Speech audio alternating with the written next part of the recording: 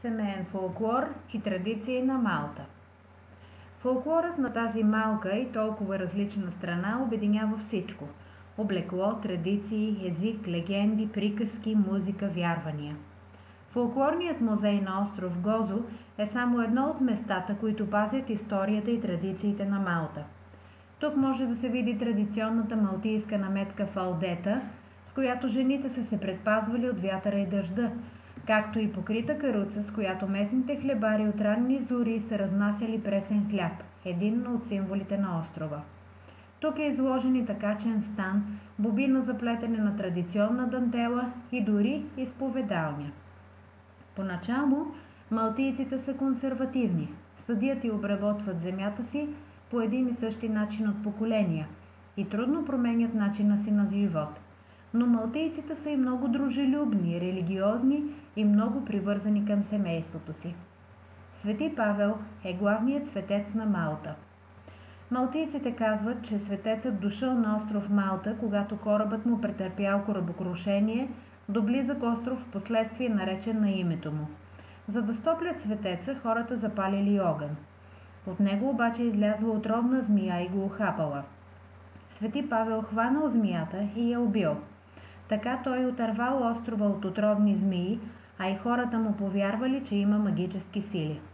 Между другото, малтийците се шегуват, че светецът взел отрова от змиите и я сложил в езика на жените. На 10 февруари на остров Свети Павел се чества празника на светеца. След това празничната церемония продължава в столицата Валета. Свети Павел бил първият, който твърдял, че малтийците са щедри и добронамерени и не са варвари. В тогавашния смисъл варварин е онзи, който не говорил класически езици. Там, където е живял и проповядвал, днес има църква. Около статуята му може да се видят и множество катакомби. Дори и след смъртта му хората са искали да са близо до него. Църквата Тапиу е място за дълбоко поклонение, считано за едно от най-святите и дарени с магическа целебна сила. Тук по стените на църквата могат да се видят окачени много прочувствени писма-молитви, написани от вярващи в знак на благодарност към Мадоната, която ги излекувала. Могат да се видят и оставени ортопедични курсети, гипсови отливки, отрязани коси и други, все знак от благодарните вярващи или техните близки. И днес много хора се обръщат с молитва към светците или пък търсят с помощта на знахари. В малките села има лечители, които помагат на болните. Особено възрастните често прибягват до помощта на такива хора и избягват лекарите. Църквата в Моста е известна като църквата с третия по големина купол в света. След Свети Петър във Ватикана, Свети Павел в Лондон, а според някои след Света София в Истанбул. Джордж Гроние е архитектът, учудил малтийците с архитектурата на зданието. Първоначално никой не вярвал, че Варовиковата църква ще издържи тежестта на купола си и няма да се срути. Но на 9 април 1942 година към 16:20 часа обаче се случило чудо. В църквата имало около 300 молещи се, когато в нея паднала 400 кг германска бомба. Изумлението било, че тя не избухнала и никой не пострадал. Безусловно, малтийците приели факта като чудо. Днес копия на бомбата се пази на изложение в църквата.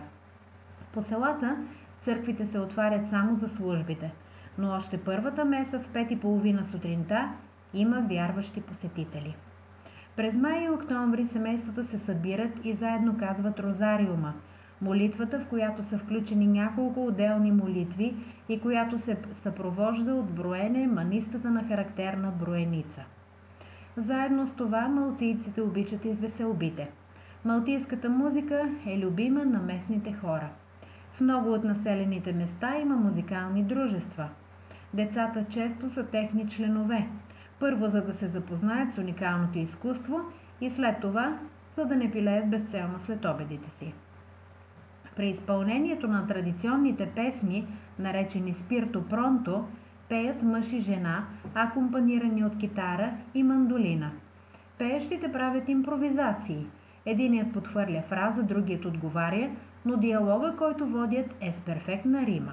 По време на празници по улиците могат да се видят и маршируващи военни оркестри с типичните колониални шапки.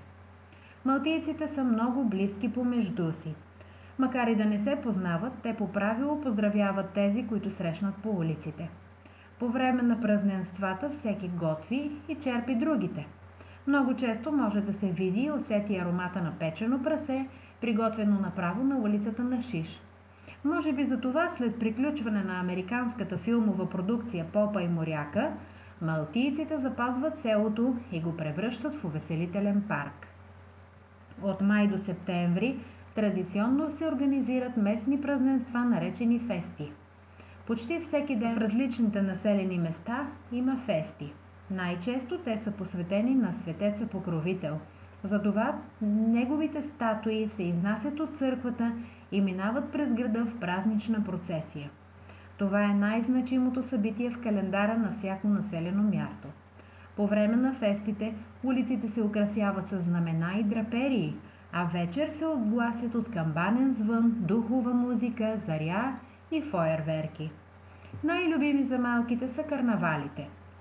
На остров Малта най-пищен е този в столицата Валета, а за Гозо в главния град Виктория.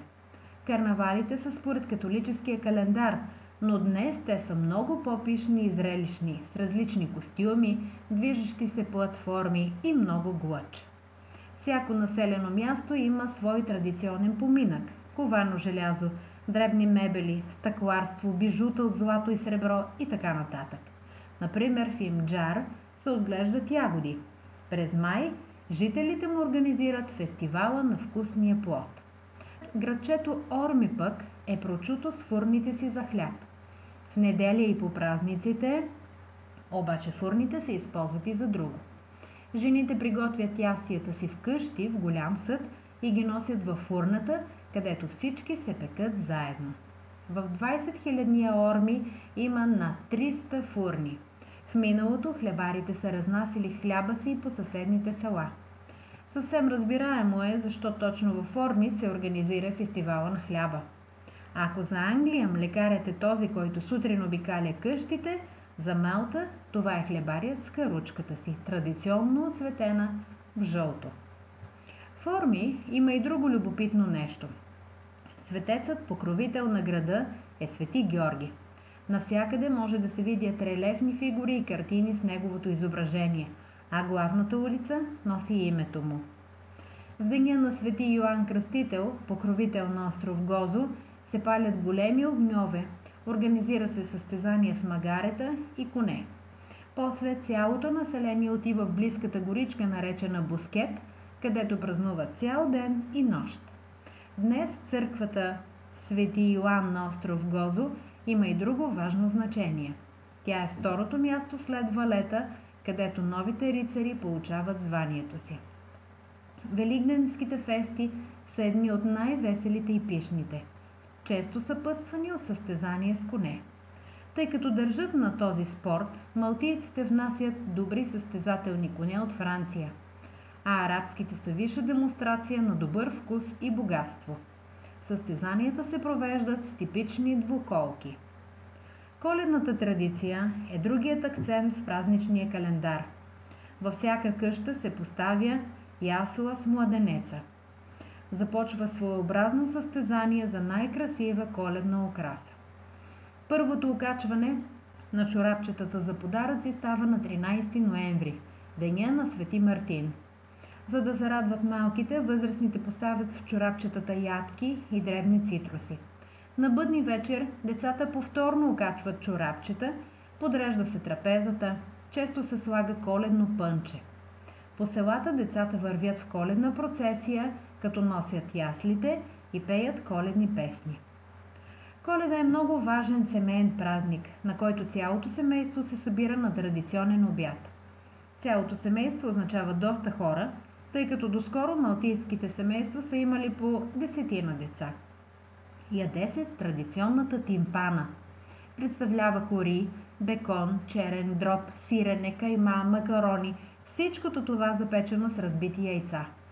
Следва се от пуешка супа, пренесена им като традиция от англичаните.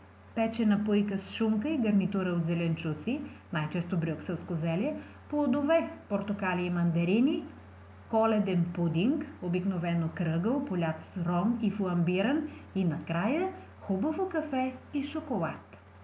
После всички почиват до след обед. Към 4 часа на гости идват братовчедите на семейството. Компанията става още по-голяма, от около 50 човека. Всички пеят коледни песни, а по телхата има подарък за всеки. Следва вечерята от сандвичи и типичната имбулута. Приготвят се от сушени кестени, които се накисват във вода. После се варят, добавя се канела, индийско орехче, шоколад, бренди, ром, коняк и всичко се вари, а после се сервира горещо в малки чашки и се пие с коледния пудинг. Ние също успяхме да вкусим от коледната традиция с чаша ароматно греяно вино в каса Рока Пикола в Валета. Къщата е запазена едновременно като музей и сграда за обитаване и представлява стар благороднически дом. Интересна е с богатия си интериор, представляващ духа на Малта, и любопитна както с бомбоубежището си, изкопано във Варовиковите скали под нея през време на Втората световна война, така и с рядко срещаната градина във вътрешния двор, за поливането на която се е събирала мръсната вода от улицата.